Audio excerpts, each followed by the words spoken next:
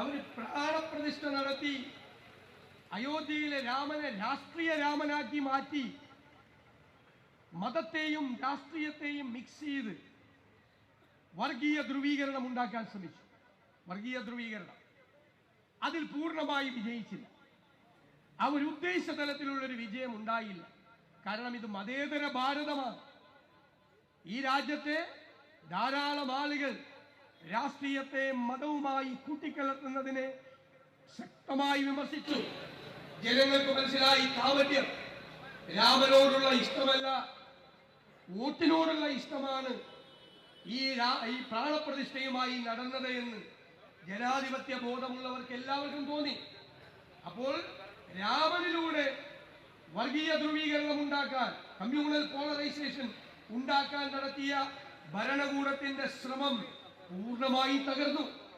അപ്പോഴാണ് അടുത്ത നടപടി ഇതിന്റെ പേരിൽ ഒരു വിഭാഗത്തെ ഒറ്റപ്പെടുത്തുക, എന്നിട്ട് ബാക്കിയുള്ള മെജോറിറ്റിയെ പ്രകോപിപ്പിക്കുക, ഭൂരിപക്ഷത്തെയും ന്യൂനപക്ഷത്തെയും രണ്ടാക്കി ഭിന്നിപ്പിന്റെ രാഷ്ട്രീയമാണ്. ഇത് വിഭജനത്തിന്റെ രാഷ്ട്രീയമാണ്.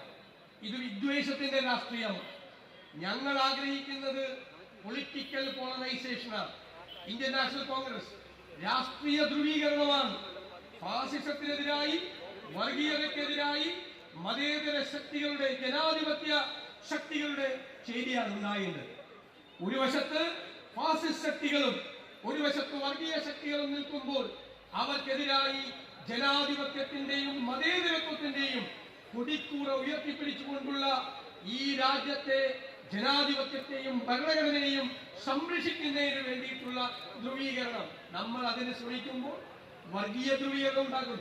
എന്തുകൊണ്ടാണ് മോഡി ഗവൺമെന്റ് ഇങ്ങനെ ഈ തെരഞ്ഞെടുപ്പ് കാലത്ത് ജനങ്ങളെ ഭിന്നിപ്പിച്ച് അതിൽ നിന്ന് രാഷ്ട്രീയ മുതലെടുപ്പ് നടത്താൻ ശ്രമിക്കുന്നത്? 10 കൊല്ലം ഭരിച്ചതല്ലേ, ഭരണ നേട്ടങ്ങൾ പറയാൻ പാടില്ലേ? ഭരണ നേട്ടങ്ങൾ പറയാൻ പാടില്ലേ ഗവൺമെന്റിന്? മോഡി ഗ്യാരണ്ടി എന്നാ പറയുന്നത്. മോഡി ഗ്യാരണ്ടി എന്ത് ഗ്യാരണ്ടിയാ? എന്ത് ഗ്യാരണ്ടി? അതാണ് ഏത് സമയവും ഇലക്ഷൻ നോട്ടിഫിക്കേഷൻ വരുന്ന ഈ അവസരത്തിൽ ഒരു തെരഞ്ഞെടുപ്പിന്റെ സായാഹ്നത്തിൽ പടിവാദിക്കൽ നമ്മൾ എത്തി നിൽക്കുമ്പോഴാണ് പൗരത്വ നിയമ ചട്ടങ്ങൾ വിജ്ഞാപനം കേന്ദ്ര ഗവൺമെന്റ് പുറപ്പെടുവിച്ചത്. ഈ വിജ്ഞാപനത്തിലുള്ള നമ്മുടെ ഭരണഘടനാ ലംഘനം, ഈ രാജ്യത്ത് ഒരു പൗരനാകാൻ വേണ്ടി ഇന്ത്യയുടെ ഭരണഘടനയുടെ 5-ാം വകുപ്പിൽ നിർദ്ദേശിച്ചിട്ടുള്ള കാര്യങ്ങൾക്കപ്പുറത്തേക്ക് ആ ഭരണഘടനയിലെ പൗരത്വ നിയമം സംബന്ധിക്കുന്ന വാദഗതികളെ ഇല്ലാതാക്കുന്ന, ഭരണഘടനാ മൂല്യങ്ങളെ തന്നെ ഇല്ലാതാക്കുന്ന ഒരു നിയമവും ചട്ടവുമാണ് ഇവിടെ വന്നിരിക്കുന്നത്. മതത്തിന്റെ അടിസ്ഥാനത്തിൽ പൗരത്വം നിശ്ചയിക്കാനുള്ള തീരുമാനമാണ് ഇവിടെ നടപ്പാക്കുന്നത്.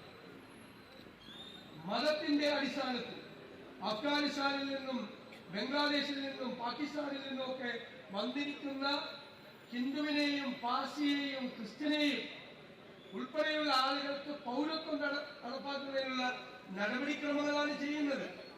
അപ്പൊ ഒരു വിഭാഗത്തെ പൂർണ്ണമായി ഒഴിവാക്കുകയാണ്. മതപരമായ ആളുകൾ, മതത്തിന്റെ അടിസ്ഥാനത്തിൽ വന്നിരിക്കുന്ന ആളുകൾക്ക് മാത്രം പൗരത്വം കൊടുത്താൽ ഇന്ത്യൻ പൗരത്വം, ഇന്ത്യൻ സിറ്റിസൺഷിപ്പ് എന്ന് പറയുന്നതിന്റെ അർത്ഥം എന്താണ്? ജാതിയും മതവും നോക്കിയിട്ടാണോ ഇന്ത്യയിലെ പൗരത്വം കൊടുക്കുന്നത്? ഈ രാജ്യത്ത് ജനിച്ചവർ, ഈ രാജ്യത്ത് ഉണ്ടായ മാതാപിതാക്കൾക്ക് ജനിച്ചവർ, ഈ നാട്ടിൽ കുറെ ഇത്രയും വർഷം താമസിച്ച ആളുകൾ, അവർക്കെല്ലാം കൊടുക്കേണ്ട പൗരത്വമാണ് ജാതിയുടെ അടിസ്ഥാനത്തിൽ, മതത്തിന്റെ അടിസ്ഥാനത്തിൽ നിഷേധിക്കപ്പെടുന്നത്. ഇനി ഉദ്യോഗസ്ഥന്മാരുടെ കയ്യിലാണ്, ഭരണകൂടത്തിന്റെ കയ്യിലാണ്. അപേക്ഷ കൊടുത്താൽ അപേക്ഷ നിരസിക്കാം. നിങ്ങളുടെ മതം നോക്കി, നിങ്ങളുടെ മതത്തിനോട് ഭരണകൂടത്തിന് താല്പര്യമില്ലെങ്കിൽ നിങ്ങളുടെ പൗരത്വത്തിനുള്ള നിങ്ങളുടെ അപേക്ഷ നിരസിക്കപ്പെടാം. ഇനി പൗരത്വ രജിസ്റ്റർ ഉണ്ടാക്കുമ്പോൾ ആ പൗരത്വ രജിസ്റ്ററിൽ നിങ്ങളുടെ പേര് ഒഴിവാക്കാം. ഇവർ ഭരണഘടനയെ തന്നെ അട്ടിമറിക്കാൻ ശ്രമിക്കുകയാണ്.